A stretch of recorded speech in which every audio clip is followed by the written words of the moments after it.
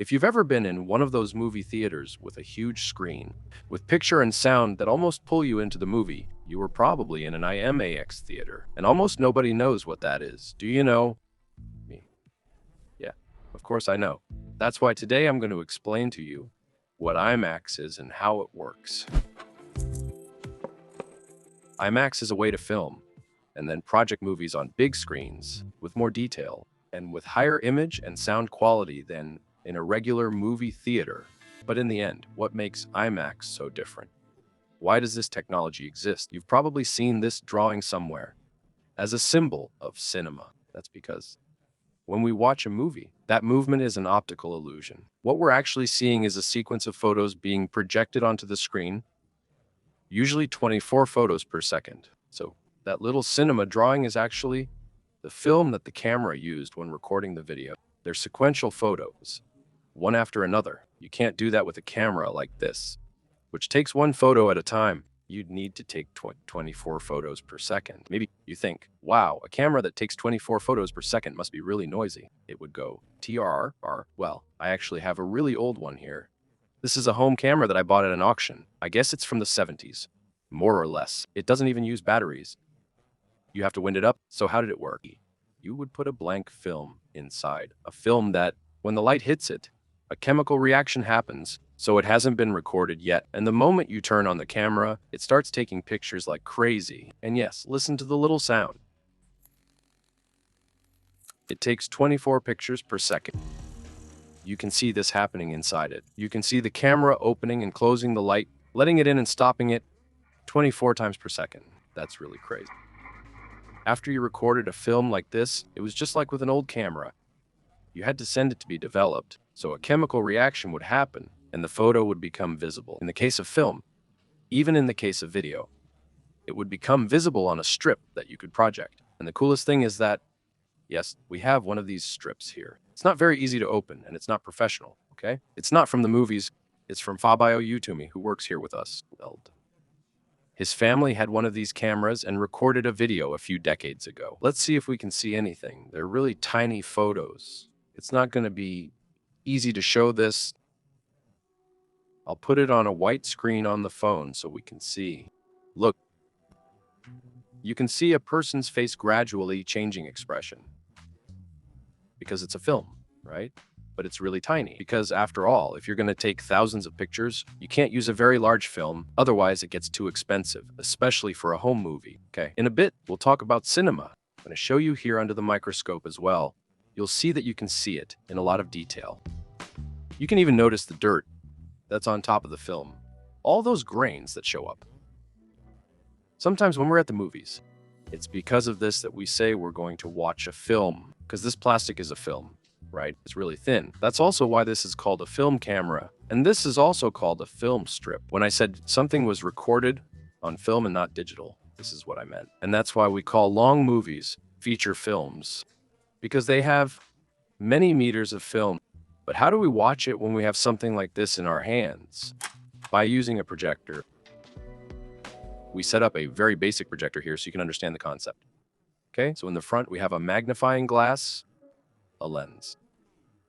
In the middle, the film will go through, the reel will go through. And in the back, we need a very strong light to illuminate, to project what's on the film onto the screen. What will focus this image is the magnifying glass. Let's see if it will work here on Manual do Mundo. Look, how nice. By moving the lens back and forth, I adjust the focus. That over there would be the movie screen. And we have to project 24 images per second. So the film keeps rolling, right? But it doesn't just keep rolling like that. It shows one image after another. What's the difference between what I just showed in real cinema or even recording at home? People use this tiny camcorder and this extremely narrow film, usually 8 millimeters, because it was the cheapest. If you wanted a little better quality, you could use 16 millimeters. Which is twice as wide. The advantage of using a larger film is that you have fewer of those grains I showed under the microscope. You can notice that the image there is all grainy. That's literally the substance that reacts with light. Okay, it's kind of like the film's resolution is as if you were looking at something pixelated nowadays. If you want even more quality, you can shoot in 35 millimeters, which is already pretty wide, and you can see the image perfectly. Those grains practically don't show up anymore. And for a real big movie experience, you have, look, 70 millimeter film, which has an insane quality, but it's already really expensive to develop. So in the end, in cinema, we have several film widths, different types of film, and that really makes a difference in quality. And that's where our IMAX comes in. What you see like this in a regular theater looks like this in IMAX, which in the end is a seal of technology and quality. This name comes from English. The I is the letter I for image, and MAX stands for maximum image. Several recent box office hits had at least some part filmed on film. IMAX films use 65 or 70 millimeter film, which is larger than what we've seen. But the image isn't like this with the film vertical, it's with the film horizontal. So it ends up being much bigger than this here. So in the end, it's a different way of recording which will use more meters of film, but the quality will be absurdly better.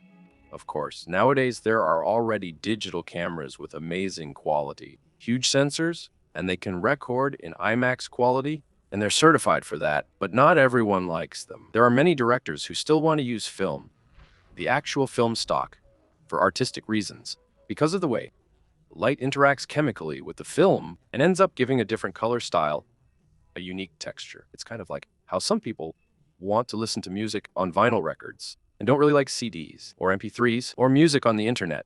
To truly appreciate that quality while watching, you need a different kind of theater. IMAX theaters, for example, have a curved screen, so you get less distortion at the edges. The screen itself, besides having a different aspect ratio, is much bigger. Some theaters have 2 laser projectors, so you get more brightness on the screen. And even the position of the seats is different. It's more curved. That's why it's worth watching movies that were filmed with IMAX technology in IMAX theaters or on IMAX TVs. It adjusts color, brightness, contrast, and the details of each scene. And what helps do that is mini LED technology. It lights up every little part of the screen with tiny LEDs, so each group of LEDs turns on or off according to what each scene needs. So in a darker area, for example, the LEDs turn off, and in a brighter area, the LEDs turn on. But there's still the audio quality. In IMAX theaters, the sound doesn't just come from the front, it comes from several speakers spread throughout the room. So you hear, I don't know, a bird, a footstep, a gunshot, each one coming from a different place.